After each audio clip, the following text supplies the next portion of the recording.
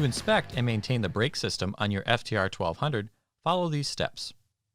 Position the motorcycle fully upright on level ground with the handlebars pointed straight ahead. Check the fluid level through the sight glass with a flashlight. The fluid level should be above the minimum indicator mark on the sight glass. Before adding fluid, wipe the area with a clean cloth. Then remove the two cover fasteners. Remove the cover and diaphragm.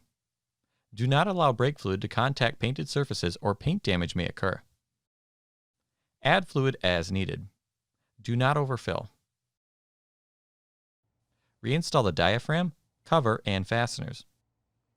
Torque the fasteners to specification. Clean any residual fluid off the vehicle to prevent paint damage. Next, lubricate the pivot pin and brake lever hinge point. Begin by removing the bottom nut. Then push up to remove the pivot pin. Do not remove the brake lever from the bike. Clean any old grease or dirt from the pivot pin and hinge points. Lubricate the pivot pin and hinge points with all-purpose grease.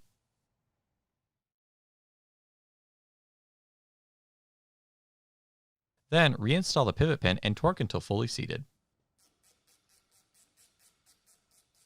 Reinstall the bottom nut and torque to specification. Clean any residual grease off the bike and ensure proper operation of the brake lever.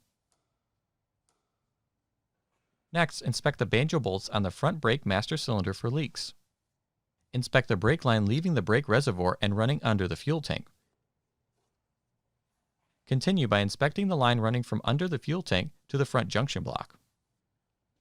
Next, inspect the connections at the front junction block and follow the brake lines to both front brake calipers, looking for any leaks, kinks, or damage. Then inspect the connections at the front brake calipers for leaks. Next, inspect the brake pad friction material. Replace when the thinnest point of the friction material has worn to the service limit indicator groove. Then inspect the front brake rotor for wear or damage and measure the thickness at 4 or more locations. Replace any rotor that is damaged or worn to the minimum thickness at any point. Clean the rotor as recommended in your owner's manual to resolve minor squeaks from dirt or dust. Also inspect the front ABS tone ring for damaged teeth and the wheel speed sensor for excessive debris. Next, move to the rear fluid reservoir near the rear brake pedal on the right side of the bike. Ensuring the bike is still level, check the fluid level with a flashlight. The fluid level should be above the minimum indicator mark on the reservoir body. Before adding fluid, wipe the area with a clean cloth. Then remove the cover and diaphragm. Add fluid as needed. Do not overfill.